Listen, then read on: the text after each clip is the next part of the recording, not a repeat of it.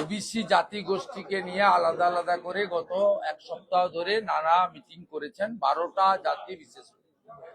আজকে আমাদের যদুবংশীয় সমাজ যারা মূলত গোপালক বা গোয়ালা যাদব তাদের নিয়েই আজকে কর্মসূচি ছিল।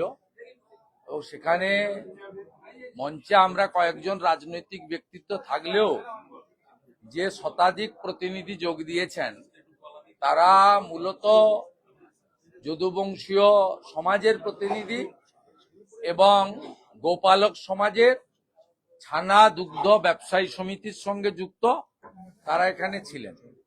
তাদের গোপ সমাজের রাজ্য সভাপতি মাননীয় নরেন গোপজি ছিলেন, আমাদের যাদব সমাজের রাজ্য সভাপতি শ্যামচাঁদ ঘোষ ছিলেন এবং আরো অন্যান্য সাথী সংগঠনরা ছিল।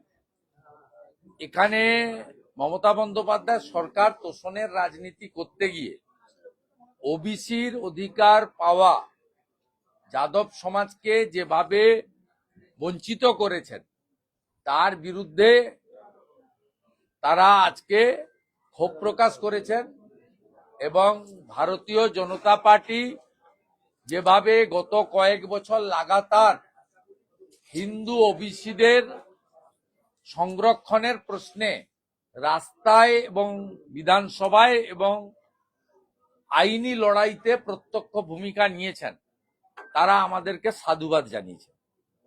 তারা আমাদের দুগ্ধ পালক এবং দুগ্ধজাত সামগ্রী যারা তৈরি করেন, ছানা, আমাদের ঘি বা অন্যান্য যে সমস্ত জিনিস যেগুলো আমাদের প্রত্যেক দিন বিভিন্ন ব্যবহারের মানে খাদ্য গ্রহণের জন্য লাগে এবং সেখান থেকে প্রত্যক্ষ পরোক্ষভাবে নানা উপকরণ তৈরি হয় এবং সমস্ত ধর্মীয় অনুষ্ঠান সামাজিক অনুষ্ঠানে সেটা লাগে এবং যে মিষ্টান্ন দোকানগুলোতে এটা হচ্ছে মূলত সাপ্লাই চেন, এদের র মেটেরিয়াল বা এই কাঁচা মালের উপরেই তৈরি হয়।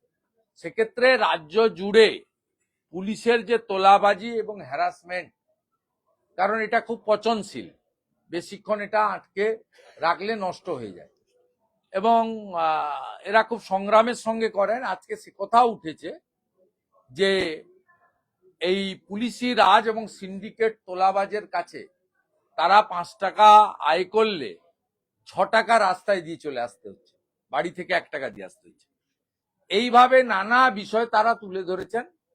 তারা প্রথমত বিজেপির প্রতি আস্থাশীল, সেই কারণে 19, 21 এবং 24-এ আমাদের যাদব এলাকায় গরিষ্ঠ সংখ্যক ভোট বিজেপি পেয়েছে বা দিয়েছেন ওনারা। আমরা আবেদন করেছি যে 100% এবারে পরিবর্তনের পক্ষে ভোট দিতে হবে এবং এই সরকারকে বদলাতে হবে।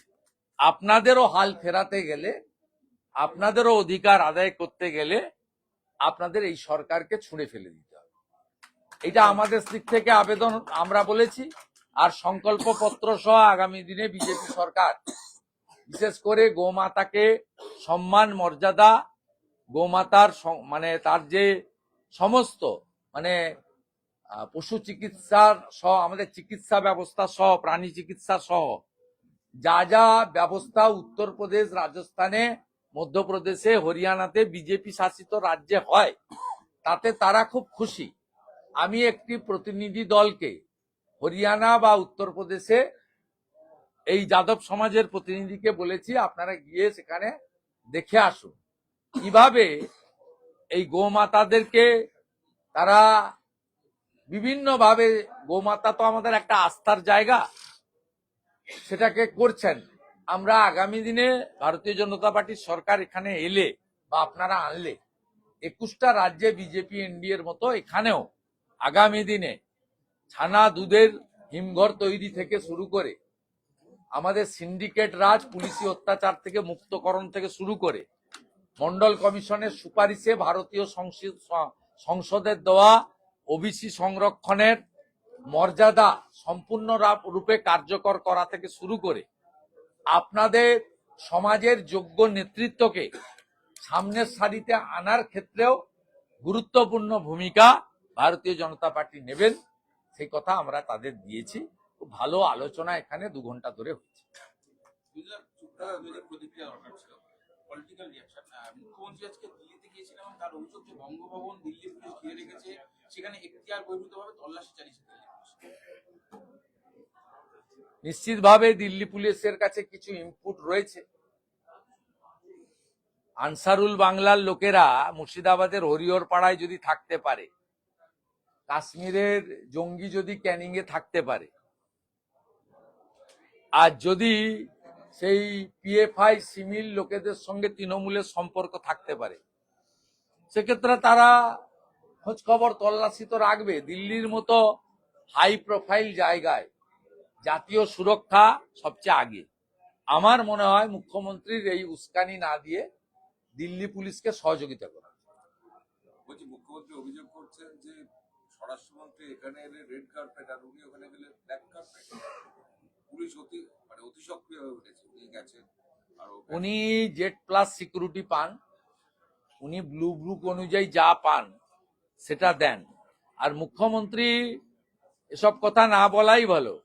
অন্য রাজ্যের বিরোধী দলনেতা, কেন্দ্রীয় মন্ত্রী, বিধায়ক, সাংসদরা যে সম্মান পান অন্য রাজ্যে, পশ্চিমবঙ্গে উনি কি আচরণ করেন সেগুলো মানুষ জানে। গত 5 বছরে রাজ্যের প্রধান বিরোধী দলের বিরোধী দলনেতাকে 86টা মিথ্যা মামলা দিয়েছেন, 104 বার কোর্টে গিয়ে কর্মসূচির অনুমোদন আদায় করতে হয়েছে, এবং 11.5 মাস বিধানসভা থেকে সাসপেন্ড করে বাইরে রেখেছেন। আপনি একটু কম বলুন, বেশি বললে দুর্গন্ধ ছড়াবে। এখানে ভোটার তালিকায় বলছি বঙ্গভবনে তাদের নিয়ে গেছেন যারা ডেঞ্জারাস এলিমেন্ট এই সোনা পাপ্পু গোটা কসবা থেকে শুরু করে ওই এলাকা পূর্ণ নিয়ন্ত্রণ করে। সোনা পাপ্পুর গ্রেপ্তার করতে হবে। ওই আইওয়াস করে 10 জনকে গ্রেপ্তার করলে হবে না। পরীক্ষা চলছে, মাইক বাজানো যাবে না, তো আমরা মাঠে নামছি। সোনা পাপ্পুকে গ্রেপ্তার করতে হবে, কঠিন শাস্তি দিতে হবে। এরা সমস্ত প্রমোটিং, পুকুর বোঝানো, জলাশয় বোঝানো, এলাকার অটো স্ট্যান্ড থেকে মাছ সবজির বাজার, হকারদের স্টল থেকে শুরু করে সমস্ত সিন্ডিকেট এবং নিয়ন্ত্রণ করছে। এদের একটাই কাজ, কর্পোরেশন, বিধানসভা, লোকসভা ভোটে ছাপ্পা মারা। আর এইটা করে দেয় বলে তৃণমূলের আশীর্বাদ আছে, পিসির আশীর্বাদ আছে। কালকেও যেখানে ঘটনা ঘটেছে পিসির বাড়ি থেকে 4 কিলোমিটারের মধ্যে, রাজ্যের পুলিশ মন্ত্রীর বাড়ি থেকে। মুখ্যমন্ত্রী তো এগুলো শিখিয়েছেন, কারণ তিনি প্রথম পুলিশ মন্ত্রী হয়ে কালীঘাটে গিয়ে সেই রাত্রে লকআপ থেকে আসামিদের বের করে নিয়ে এসেছিলেন। রাজ্যের পুলিশ মন্ত্রী যদি গুন্ডাদের সংরক্ষণ দেন, তাহলে বেচারা পুলিশরা আর কি করবে? ছবি পাওয়া যাচ্ছে ওই সোনা পাপ্পু। আরে ও তৃণমূলের মেন, ওখানে ভোট লুটেরা। বিজেপি কে কোথাও মিটিং মিছিল করতে দেয় না, বিজেপি কর্মীদের এজেন্ট বসতে দেয় না, একদম শাহজাহান স্টাইলে করে। নটোরিয়াস ক্রিমিনাল এবং মিনিমাম কয়েকশো কোটি টাকার মালিক। এদের এই 12-14 সালের আগে এদের কিচ্ছু ছিল না। একটা বিড়িকে 3 বার নিভিয়ে খেত, গ্যাটিস লাগানো সাইকেল নিয়ে ঘুরতো। এদের এখন 4টে-6টা করে গাড়ি, ফরচুনা ছাড়া, বিএমডাব্লিউ ছাড়া চড়ে না। আর 10টা আঙুলে 16টা আংটি, হ্যাঁ, আর হাতে সোনার মাকড়ি, গলায় চেন দেখবেন ওই আমাদের মানে প্রাণীদের যে বাঁধে চেন টেন, সেই তার মতো মোটা। পায়ের জুতোর দাম কমসে কম 40-50 হাজার টাকা। আপনি যা বেতন পান তার থেকে বেশি ওর জামা কাপড়ের দাম। যত দামি মোবাইল ফোন হাতে, আর তো বাকিটা ছেড়ে দেন। তৃণমূল নেতাদের সঙ্গে ছবি দেখা যাচ্ছে, ভোট করে তো সবগুলো কাউন্সিলরকে জেতায় তো। মুসলিম এলাকায় জাভেদ সাহেব, জাভেদ খান এবং তার ছেলেরা করে, আর বাকি যে নন মুসলিম এলাকা সেটা পুরো কসবা টু একদম রাসবিহারী ওই পোর্শন পুরো সোনাপাপু। এটা notorious criminal. Hundreds of crore he already earned by the বলছি মমতা বন্দ্যোপাধ্যায় আরেকটা অভিযোগ করছেন যে এসআইআর এ যারা আতঙ্কগ্রস্ত তাদের কিছু জনকে নিয়ে গেছেন বঙ্গভবনে রেখেছেন, এবং এখানে যারা উনি নিয়ে যাবেন কেন? এবং তাদের ওখানে এসআইআর এর আতঙ্কের নামই হচ্ছে মমতা ব্যানার্জি। প্রথম দিন থেকে কন্টিনিউয়াস ভয় দেখানো, আতঙ্ক তৈরি এবং সমস্ত লোকের নামের বানান ভুল, পদবীর বানান ভুল মুখ্যমন্ত্রীর নির্দেশে করেছে। সেই কারণে পশ্চিমবঙ্গ বিজেপি আজকে বিকাল 3:30টায় রাজ্যের সব জেলা শাসকের দপ্তরে শব্দবিধি মেনে মাইক ছাড়া মমতা বন্দ্যোপাধ্যায় প্রশাসনের জনগণকে হয়রানি করার বিরুদ্ধে ডেপুটেশন প্রদান করবে সব ডিওদের অফিসে, ডিস্ট্রিক্ট ইলেকশন অফিসারের অফিসে। আর আমার নেতৃত্বে 14 সদস্যের বিজেপি দল লোক ভবন সেখানে যাবে বিকেল 4টের সময়। বাকিটা লোক ভবন থেকে বেরিয়ে ওইখানে প্রেসে আপনারা জানতে পারবেন।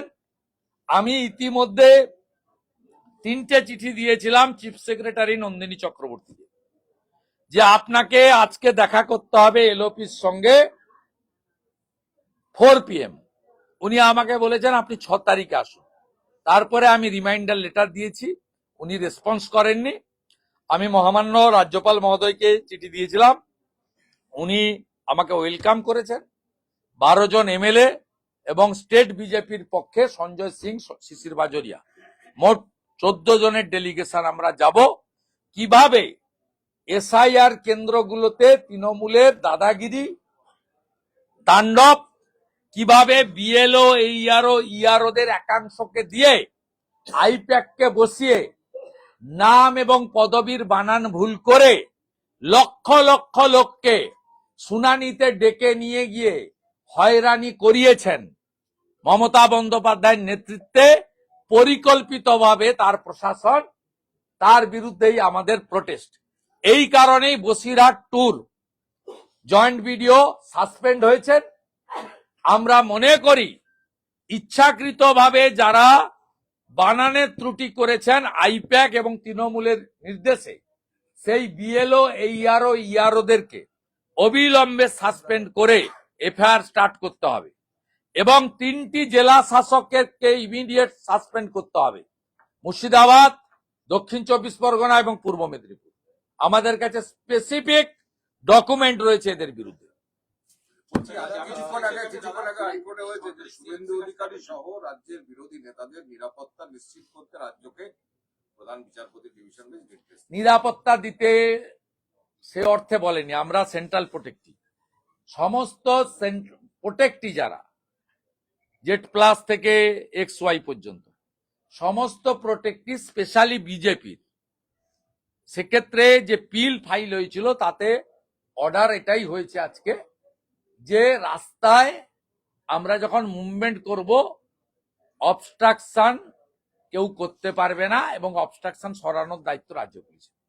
এদের অসভ্যতামি লাস্ট আপনারা বিপ্লব দেবের সবার পরে দেখেছেন, মঞ্চ পুড়িয়েছে প্রত্যেকটা জায়গায় গোটা রাজ্য জুড়ে।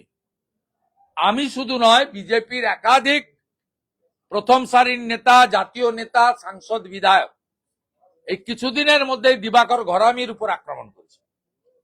এমএলএ প্রত্যেকটি প্রোটেক্টির ক্ষেত্রে এরা আমাদের সামনে জমায়েত করে দাঁড় করিয়ে রাখে এবং অধিকাংশই রোহিঙ্গা আর বাংলাদেশি মুসলিম। কারোর হাতে কেরোসিনের জার, পেট্রোলের জার পুড়িয়ে মারার জন্য।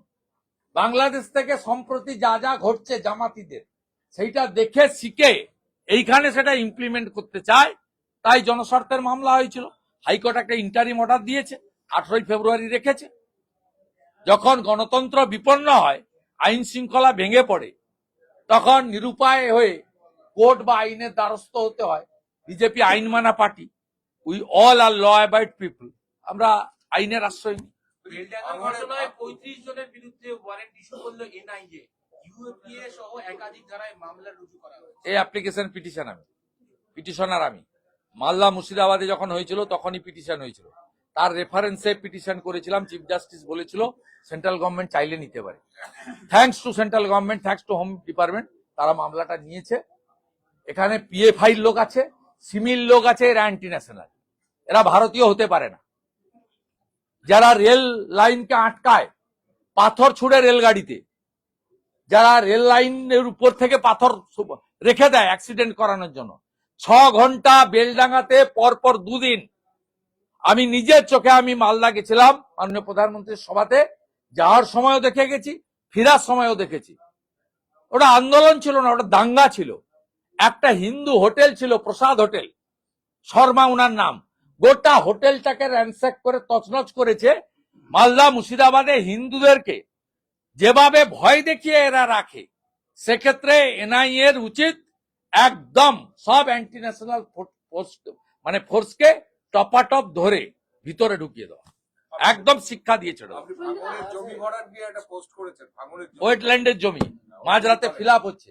ভাঙড় এখন কলকাতা পুলিশের আন্ডারে, চ্যাম্পিয়ন সুপ্রতিম সরকার। আপনি স্লিপ ঘুমাচ্ছেন নাকি? করেছি। বিরোধী দলনেতার কাজ রাত্রি জেগে থেকে মানুষকে দেওয়া, চৌকিদারি করা, সে কাজটা আমি করছি। নতুন সিপি দায়িত্ব নিতে তো পুলিশের গাড়ি ভাঙচুর, বিক্ষোভ গতকাল রাতে হয়। নতুন সিপি দায়িত্ব নেওয়ার সঙ্গে না, পুলিশের কাজ তো পিসি এবং ভাইপোকে সুরক্ষিত রাখা, তোলা তুলে তৃণমূলকে পাঠানো, আর থার্ড হচ্ছে ভোটের সময় চুরি করা। এই 3টে কাজ যদি করতে পারে তাহলে আগের সিআরপিসি এখনকার বিএনএস অনুযায়ী কাজ করতে হবে। Thank you. বলছি, আজকে মমতা বন্দ্যোপাধ্যায় দিল্লি পুলিশের উপস্থিতিতে বলেছেন আমার মতো ডেঞ্জারাস কেউ হয় না আমাদের মতো, কারণ আমরা আন্দোলন থেকে জন্মেছি, আন্দোলন থেকে বেড়ে ওঠা। ওইসব ধমক চমক দেখিয়ে কোনো লাভ নেই। মমতা বন্দ্যোপাধ্যায় তার রাজনৈতিক জীবনে একটা আন্দোলনই করেছেন, সেটা হচ্ছে রতন টাটাকে তাড়ানো। আর কোন আন্দোলন তিনি করেননি। নন্দীগ্রামের আন্দোলন, জঙ্গলমহলের আন্দোলন মমতা ব্যানার্জির আন্দোলন ছিল না। নন্দীগ্রামের মানুষ জঙ্গলমহলের মানুষের আন্দোলন। আর ছোট আঙ্গারিয়া থেকে যা যা হয়েছে, তৎকালীন লালকৃষ্ণ আদবানি, অটল বিহারী বাজপেয়ী না বাঁচালে ঘাড় অত সব সাইনবোর্ড হয়েছে। আর বাকি তো এগুলো সব মিথ্যা প্রমাণ হয়েছে। জ্যোতিবাবুই মিথ্যা প্রমাণ করে গেছে। ফেলানি বসাক টসাক সব তো মিথ্যা প্রমাণ হয়েছে। একটু হিন্দি আছে দাদা। হ্যাঁ? কেন যাব? আজকেই বিকেল 4টায় যাওয়ার কথা ছিল, চেয়েছিলাম। উনি কে? হরিদাস পাল। আমি ল মেকার, উনি ব্যুরোক্রেসি, উনি চাকরি করেন, আর আমি রাজধর্ম পালন করি, জনপ্রতিনিধি। আমার ডেটে দিতে হবে। উনি কি কাজে ব্যস্ত? সেই কারণে সাংবিধানিক প্রধানের কাছে 4টের সময় বিজেপির প্রতিনিধি দল যাবে, আমি উপস্থিত। একটু হিন্দি আছে দাদা।